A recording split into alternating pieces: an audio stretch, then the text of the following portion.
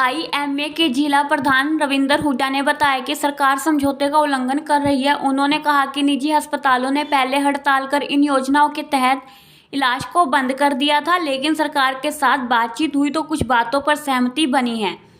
लेकिन यदि सरकार ने उनकी सभी मांगें नहीं मानी तो 30 मार्च के बाद में निजी अस्पताल में इलाज को बंद कर दिया जाएगा।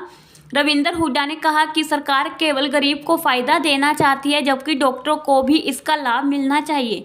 साथ ही उन्होंने कहा कि पहले आयुष्मान कार्ड योजना के तहत इलाज के 15 दिन के अंदर ही पैसे आने की बात कही थी, लेकिन सरकार ऐसा नहीं कर रही है। साथ ही उन्होंने कहा कि 1,80,000 रुपये तक के लोग इस योजना में आते थे, लेकिन अब सरकार ने 10 लाख तक इनकम वाले लोगों को भी इस योजना के तहत ले रही है, जिसकी एवरेज में कुछ पैसे ले लिए जाते हैं। उन्होंने कहा कि जब सरकार पैसे ले रही है तो डॉक्टरों के भी योजना के तहत रेट बढ़ाए जाने चाहिए। उन्होंने कहा कि सरकार केवल डॉक्टरों पर ही दबाव बनाना चाहती है। स्ट्राइक ये करी थी हमने लगभग 1 मार्च से स्टार्ट करी थी। 1 मार्च से 15 मार्च तक हमने चिरायु कार्ड्स को हमने ऑनर नहीं किया है। इसके बाद प्लान ये थी कि भी किसी भी कार्ड को हम ऑनर नहीं करेंगे। फिलहाल उसको स्थगित है। अगर सरकार ने मांगे नहीं माने तो हम दोबारा बाध्य होंगे कि हड़ताल को दोबारा हम स्टार्ट करेंगे।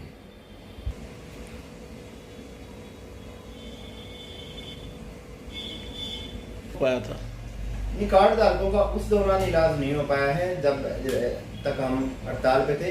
अब लेकिन हमने फिलहाल कुछ हद तक शुरू कर दिया है उसको इलाज को।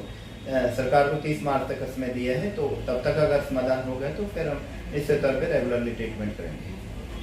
ये पूरा मामला ऐसा है, ये काफ़ी दिनों से इकट्ठी हुई प्रॉब्लम है। सबसे मेन बात तो ये है कि 2017-18 में स्टार्ट हुई थी स्कीम, तब से लेके अब तक रेट में इन्होंने नहीं बढ़ाया है, कोई भी चेंज नहीं करा है सेम रेट। जबकि महंगाई दर भी बढ़ती है, सरकार अपने जो कर्मचारी हैं या ऑफिसर्स हैं उनको सबको महंगाई भत्ते की किस्त देती है, लेकिन इसके नाम तो साथ साथ महंगाई बढ़ती है तभी तो किस्त देती है ना, डीए।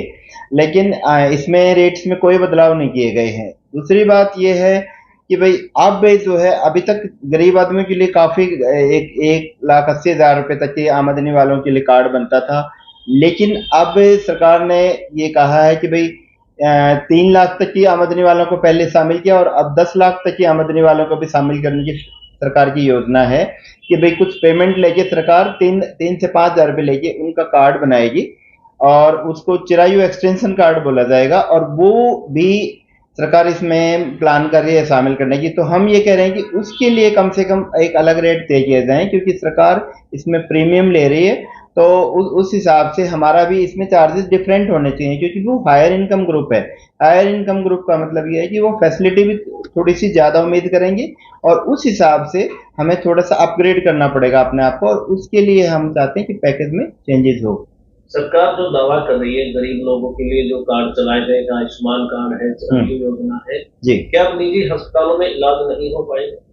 नहीं, निजी अस्पतालों में इलाज करने को हम तो तैयार बैठे हैं, लेकिन सरकार अपनी थोड़ा सा इसमें बदलाव करे। दूसरा, एक एमओयू किया था सरकार के साथ हमने, जब 2018 में जब स्कीम लेके आई सरकार, उसमें ये लिखा हुआ था कि 15 दिन के अंदर अंदर सरकार उसका भुगतान करेगी, मरीज की जो इलाज का भुगतान करेगी, और अगर 15 दिन तक भुगतान नहीं हुआ तो उस पर ब्याज दिया जाएगा। लेकिन किसी भी डॉक्टर को ये ब्याज आज तक नहीं मिला है, जो कि एमओयू का उल्लंघन है।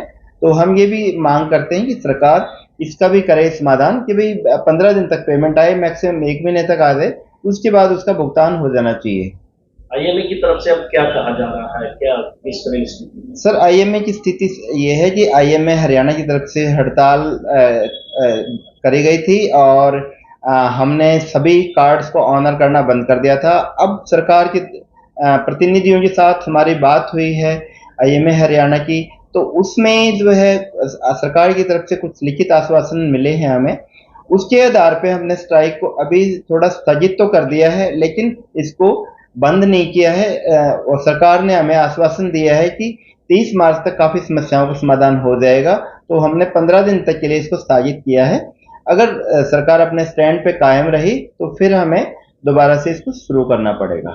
सर, अगर आपकी सहमति नहीं बन पाती है तो क्या अब जो है निजी अस्पतालों में इलाज नहीं हो पाएगा?